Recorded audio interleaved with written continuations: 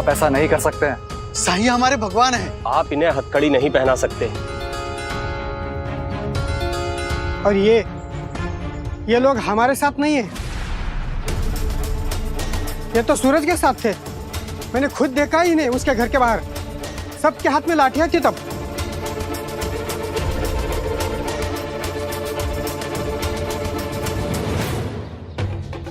देखिए ये लोग चुप है। इसका मतलब ये बात सच है कि ये सूरज के ही साथी है। और मुझे इसमें जरा सा भी शक नहीं है कि सूरज ने ही साजिश की है साई के खिलाफ, साई को बदनाम करने की।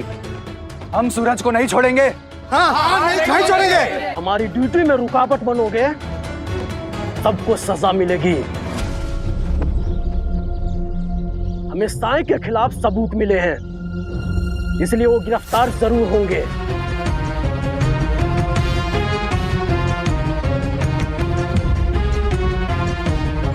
हम सूरज को भी नहीं छोड़ेंगे। जो भी हिंसा करेगा, जो भी, उसे जेल जाना होगा। पर हिंसा तो सूरज ने की थी, साई तो हिंसा के खिलाफ थे। ये झूठे सबूत है, साजिश है ये। और हम भी देखते हैं कि आप साईं तक कैसे पहुंचते हैं। हाँ, हम भी देखते हैं।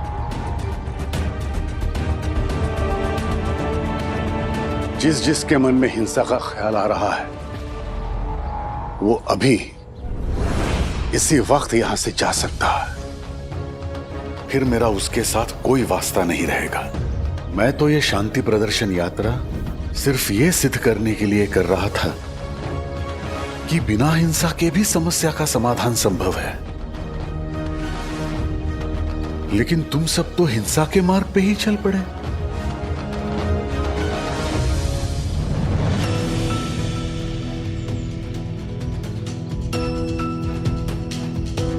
इंस्पेक्टर साहब, ये लोग सूरज के आदमी हों या नहीं, फिलहाल इस प्रदर्शन में तो मेरे साथ होने का दावा करके ही आए थे ना। क्या मैं इनसे कुछ बात कर सकता हूं?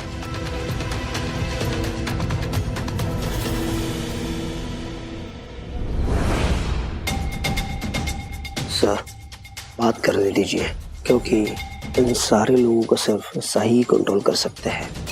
इसलिए शांति से जो करना चाह रहे हैं करने दीजिए।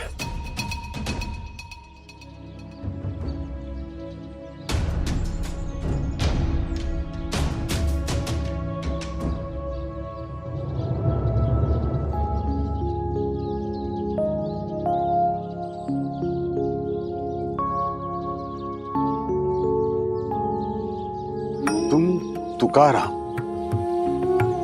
और तुम महेश हो ना? जी बाबा। बाबा कहा है, सूरज भी कहता है। इसलिए तुम मेरे कहने पर हथियार लाए या सूरज के, इससे कोई फर्क नहीं पड़ता। तुम दोनों भी मेरी संतान की तरह ही हो, और संतान के किए का भार अक्सर पिता को जाता है। इसलिए मैं ये कबूल करता हूं कि तुम जो भी करने आए थे उसके लिए मैं ही जिम्मेदार हूं।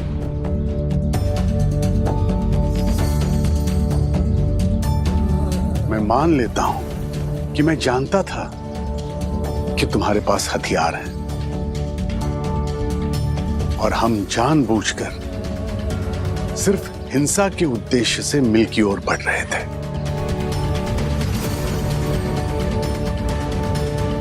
लेकिन साई, ये सच।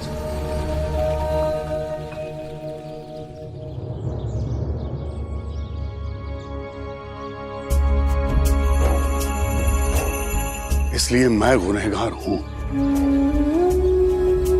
और मेरे साथ जितने लोग हैं वो भी, और इनकी पत्नियां भी।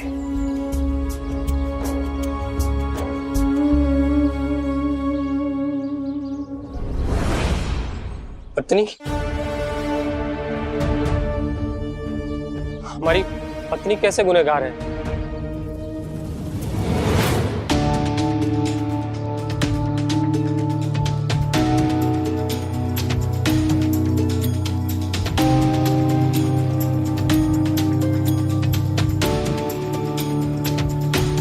ये दोनों तुम्हारे लिए हम सबके साथ शांति प्रदर्शन में आ रही थी ताकि तुम सबकी नौकरी फिर से लग जाए, लेकिन तुमने तो इन्हें ही गुनहगार बना दिया।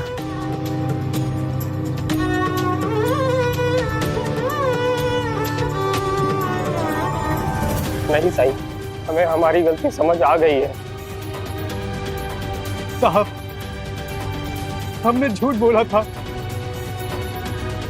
हम यहाँ हथियार लेकर न साई के कहने पे आए थे और न ही सूरज के कहने पे। हाँ, हम सूरज के साथ थे, लेकिन फिर बलवंत जी ने हमें पैसे दिए और बोला कि साईं के जुलूस में हथियार लेकर शामिल हो जाएं, ताकि साईं गिरफ्तार हो जाए। और गांव वाले सूरज को जिम्मेदार मानकर उससे लड़ने लगे। अगर किसी को गिरफ्तार करना है तो कुलकर्णी सरकार और बलवंत जी को करिए। गिरफ्तार कर लीजिए उन्हें। पहले तो सबको मिल से निकाला, जब सूरज और साई हम लोगों के हक के लिए सामने आए तो इनके खिलाफ साजिश रच डाली। साइलेंस! पहले ये दोनों लोग साईं के आदमी बनकर आए, फिर तुम लोगों ने कहा ये सूरज के आदमी है, फिर ये चुप रहे। अब बोल रहे हो कि कुलकर्णी सरकार और बलवंत जी ने पैसे दिए।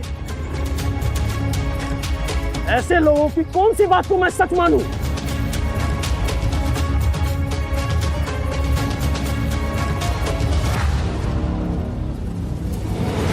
लेकिन अब तो ये साबित हो गया है कि सूरज साई के साथ नहीं है, फिर साई का क्या दोष?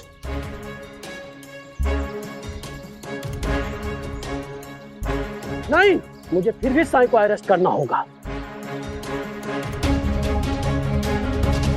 क्योंकि एक और शिकायत आई है साईं के खिलाफ। कल रात को जो कुलकर्णी सरकार के घर पर तोड़फोड़ हुई है, उनके निजी संपत्ति को नुकसान पहुंचाया गया है, उसमें साईं का भी हाथ है। साहब, ये सरासर नाइंसाफी है। आप कुछ भी करके साई को बस हथकड़ियां पहनाना चाहते हैं और इसलिए आप कोई भी इल्जाम लगाते जा रहे हैं। तोड़फोड़ सूरज ने की थी, सबको पता है, सबने देखा है। साई ने वहां जाके तोड़फोड़ रोकी है, साई ने जाने बचाई है। इंस्पेक्टर साहब, कल रात क्या हुआ वो मैं आपको बताता हूँ। नहीं साईं बाबा,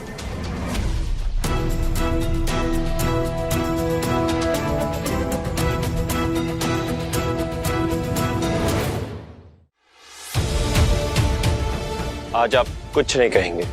तुम्हारी इतनी हिम्मत, मैं अभी तुमको। क्या करोगे? गिरफ्तार कर लो,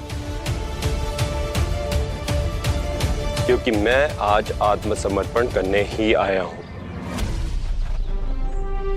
क्योंकि मैं समझ गया हूं कि यहां से मुझे या साईं किसी एक को लिए बिना जाओगे नहीं, फिर चाहे इल्जाम सही हो या गलत।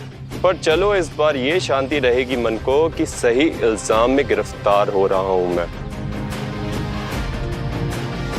क्योंकि कल रात कुलकर्णी वाड़ा पे हमला करने वाले मैं और मेरे साथी थे।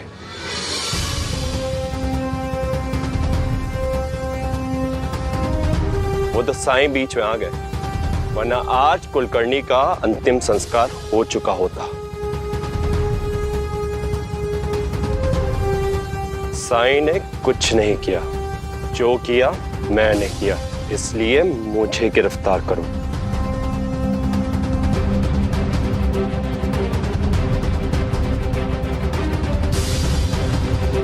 इन दोनों को भी ले लो। चलो। सूरज, तुम बहुत जल्द छूट जाओगे, लेकिन कोई ऐसा कदम मत उठाना। और कुछ मत कहिए साईं, मैं आपकी बहुत इज्जत करता हूँ, इसलिए मैं आपसे झूठ नहीं बोलना चाहता हूँ। साईं को बचाने के लिए सूरज भाव ने आत्मसमर्पण किया। सूरज भाव जिंदाबाद जिंदाबाद जिंदाबाद सूरज भाव जिंदाबाद। ना जिंदाबाद सुनना है सुन लो, क्योंकि इसके बाद न तुम बाहर की दुनिया देख पाओगे ना ही सुन पाओगे। जिंदाबाद सूरज भाव जिंदाबाद सूरज भाव जिंदाबाद सूरज भाव जिंदाबाद सूरज भाव जिंदाबाद सूरज भाव जिंदाबाद।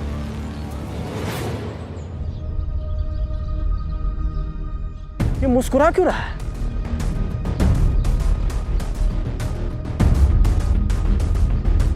उस सूरज के ढलने से पहले आप इस सूरज के हाथों की हथकड़ियां खोलकर मुझे खुद रिहा करेंगे।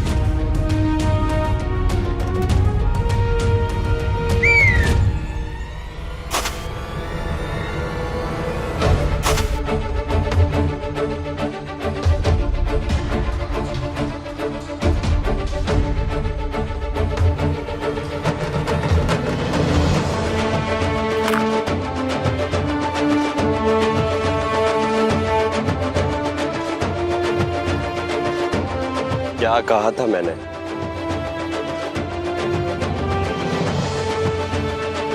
एक पुलिस वाले को मारने या मारने की धमकी देने की सजा जानते हो ना? हाथों की हथकड़ी नहीं खोलने की सजा आप बता सकता हूं। जान से नहीं मारेंगे, लेकिन आपको इतना पीटेंगे कि आप कुछ करने लायक नहीं बचेंगे। आपकी भी नौकरी जाएगी, जैसे हम सब मजदूरों की गई है।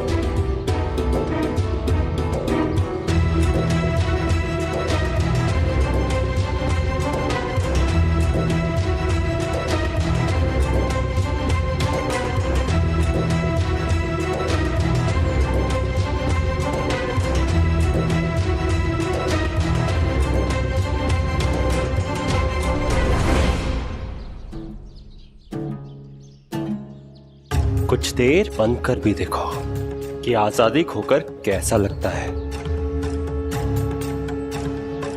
वैसे मैं बता दूं कि इस रास्ते से कोई बैलगाड़ी नहीं गुजरती है और ना ही आम तौर पे इधर से कोई गुजरता है। तो पता नहीं कि कब कोई तुम्हारी मदद करने पहुंचेगा। सूरज,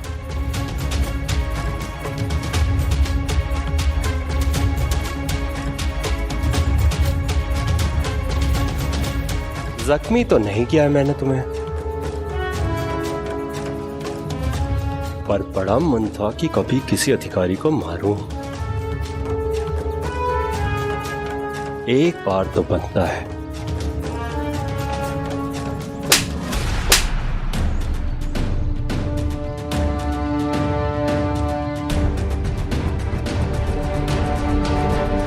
जानते हो क्यों मारा? इसलिए नहीं क्योंकि तुमने मुझे मारा था, बल्कि इसलिए क्योंकि तुमने साईं को परेशान किया था।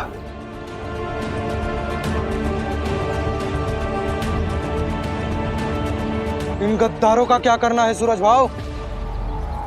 तुम दोनों ने अपनी गलती कबूल कर ली है, इसलिए तुम्हें छोड़ रहे हैं। गांव जाकर कुलकर्णी से कह देना कि सूरज बागी हो गया है, अब उसे किसी का डर नहीं। कुलकर्णी और बलवंत अब ज्यादा दिन नहीं बचेंगे।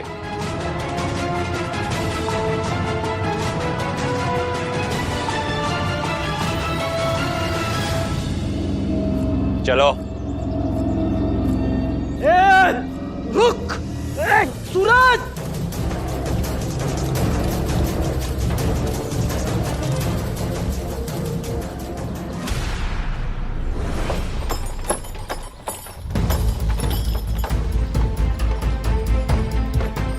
बैलगाड़ी! हमें बचाओ! बचाओ! बचाओ हमें! अरे बचाओ! बैलगाड़ी! अरे इधर! बचाओ! बचाओ! बचाओ! बैलगाड़ी वाले इधर!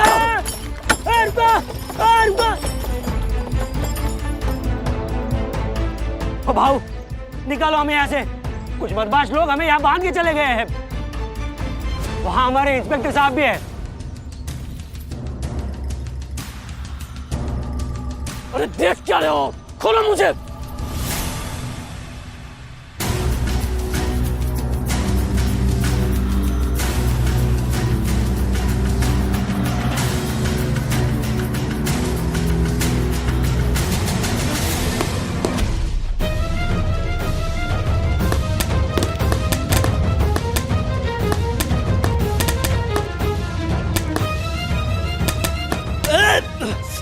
कौन हो तुम लोग?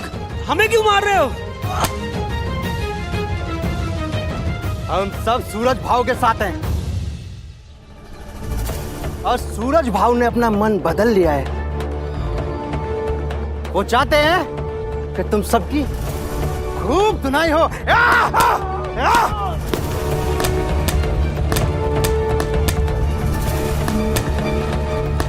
तुम्हें क्या लगता है सूरज भाऊ तुम्हें ऐसे ही छोड़ देंगे? जितना तुमने उसको मारा है उसका हिसाब किताब तब पूरा होगा।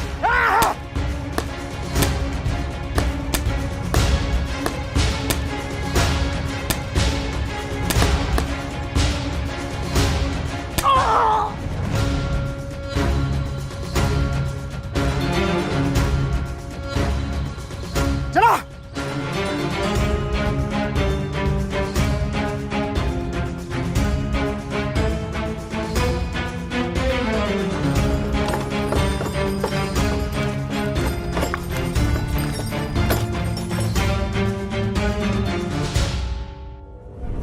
हरिओम हरिओम। क्या साहेब, आपको तो सब पका पकाया मिल गया। सूरज ने आत्मसमर्पण क्या किया, वो भागने में सफल भी हो गया। इतना ही नहीं, तुम लोगों को पकड़ के उसने पीटा भी। ये खबर बाहर फैल गई तो क्या इज्जत रह जाएगी पुलिस की? कौन इज्जत करेगा आप लोगों की? कितना बड़ा अपमान है ये, कितना बड़ा। मैं तो कहता हूं चुल्लू भर पानी में डूब मरना चाहिए आप लोगों को।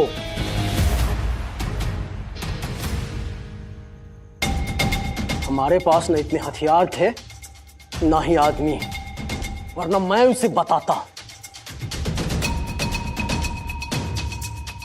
पकड़ के ही रहूंगा, जेल में सड़ेगा वो। इंस्पेक्टर साहब, आप समझ नहीं रहे हैं।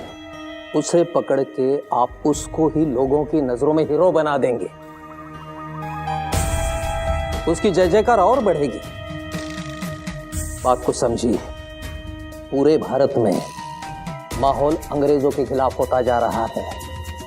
ऐसे में आप सूरज को पकड़ तो सकते हैं, जेल में भी डाल सकते हैं, लेकिन जेल से छूटने के बाद और ज्यादा लोग जुड़ जाएंगे उसके साथ, उसका समर्थन करने के लिए। बिल्कुल। वो दोबारा आपको मारेगा, हमें भी मारेगा। इसलिए मैं आपके लिए ये लेकर आया हूं, ताकि आपको ज्यादा मेहनत ना करनी पड़े।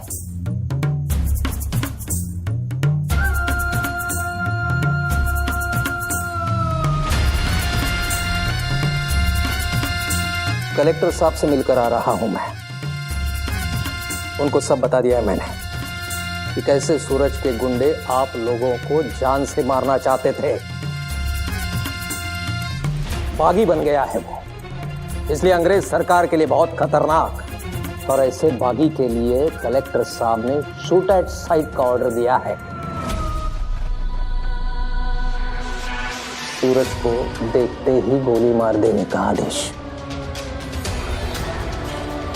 अब बताइए, है कि नहीं ये बड़ी काम की चीज आपके लिए? वाह बलवंत जी वाह, देखते ही गोली मार देने का आदेश। बहुत अच्छा काम किया है आपने। वैसे तो मुझे लगा नहीं था कि ये सूरज इतना घातक हो जाएगा।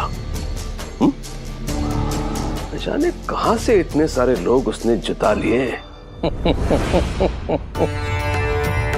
घातक वो मूर्ख नहीं सरकार, घातक तो मेरी सोच है। मैं जानता था सूरज जैसा आदमी आत्मसमर्पण करके चुपचाप पुलिस थाने तो नहीं जाएगा। इसलिए मैंने अपने आदमी लगाए थे उसके पीछे, और जैसे ही सूरज पुलिस वालों को बांधकर वहां से निकला, मेरे आदमियों ने पुलिस पर हमला किया।